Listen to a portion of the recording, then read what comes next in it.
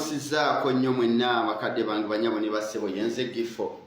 Olunaku lwa leero nkomye nkedde ku makya nga njagala kwogera ku video ze twakoze jjo. Jjo nakoze video ne nkugamba nti waliwo akaunti z'abantu ezigenda okuvaayo nga bamaze obba facilitatinga nga bo bazze kuwakanya ku defendinga insobi zakoleddwa ACG ne ROP. Ezo nsobi naye kakati wali banyo ba defender baabwe kankuwe video zino ziringa 5 naye ngenda zitematema mangu laga abantu odemu video yange ginakedde okukola jjo wetegereze bani be nayogeddeko bana bali mu kudefendinga video esooka yino bebabbira akalulu mugenda mu kooti ani awakana ababaka mwenna bebabbira akalulu mugenda mu kooti ani awakana bobanga owakana vaayo otubuulire gwe enteekateeka zo nga gwe ziyimiridde zitya obadde ozzaako kiki kyozzaako jangu kitwanjulire naye bwe kiba nga tekiriiwo sirikako ani abagamba nti revolution baziwa obudde bakama baffe baba basazeewo bagende mu mateeka bayinza okuba sige baagala naye nga mubadde mweyanjadde nnyo nga bataasa nammwe nga bayamba nammwe oli naakugamba nuupu terina mugaso ffe tuzzeeyo mu people power omanyi ambuleera eyo bwekubikkiridde ebigambo bino byambuzizza otulo pakomuledi baasuze bakaawo eri ababaka ba palamenti abasazeewo okugenda mu makooti okuli ACG Rubongoya n'abalala. Bakomuledi banyiize nnyo era babadde mu kusabula bantu abo abagambye nti tugenda kudda mu makooti naye mukimanyi nti muli mu kutema muti ate mmwe mwennyini gwe mwesimbira.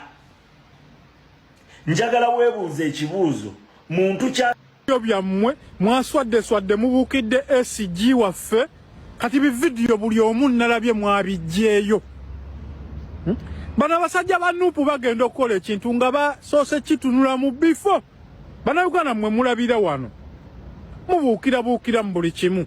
Omusajja yagambye era atereezezza statement ba councillors ba MPs nga babbibwa akalulu oli waddembe okugenda mu kooti. Akalulu ka Mr. President tetugenda genda mu kooti.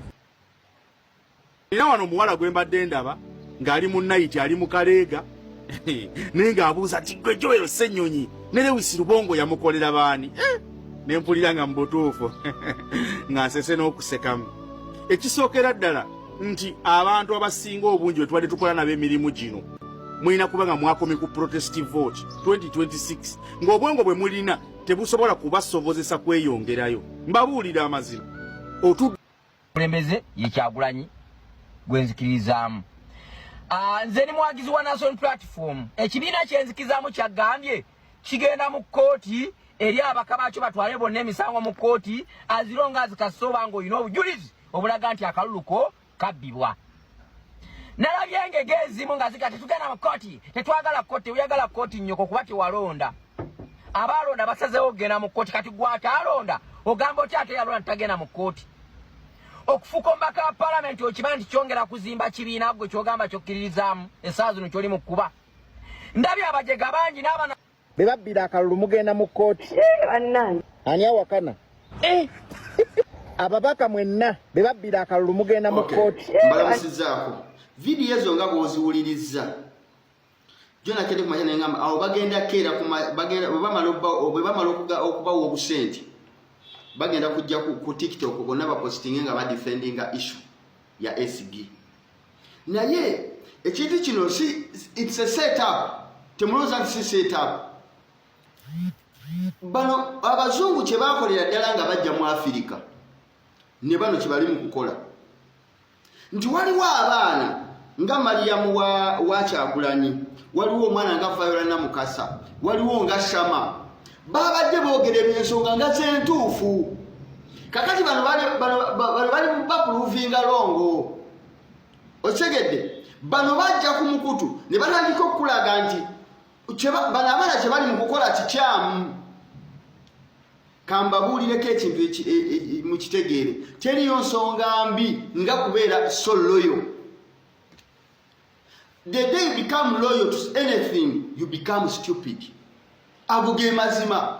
Nti bw'oba tosobola kubeera na independent mind, nga bwe tosobola kwetegeera n'ogamba nti kino si kituufu, ebiseera ebisinga ofuuka musiru. Era amadiini g'abazungu bwe gaali gayingiza eddiini wano mu Afirika, gakozesa Abafirika bennyini. Theology, bapreachinga theology nga bamuyingiza mu Afirika. Nti gwe basooka ne bakuwa ekifaananyi nti masheeki takola nsobi, faaza taggibwamu.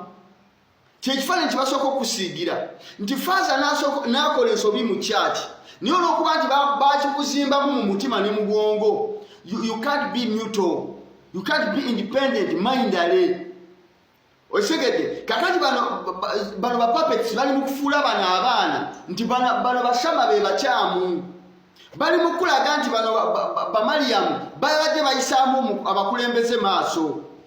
Baddira ekintu ekisembayo okuba ekinene nti baddira entalo zaabwe ne bazigatta ku mukulembeze okwikininga gwe akkiririza mu mukulembeze ogambe nti ati kati bwamu okuvoola omukulembeze kanze bwekubanga kirimu okuyisamu omukulembeze amaaso kanzikakkane.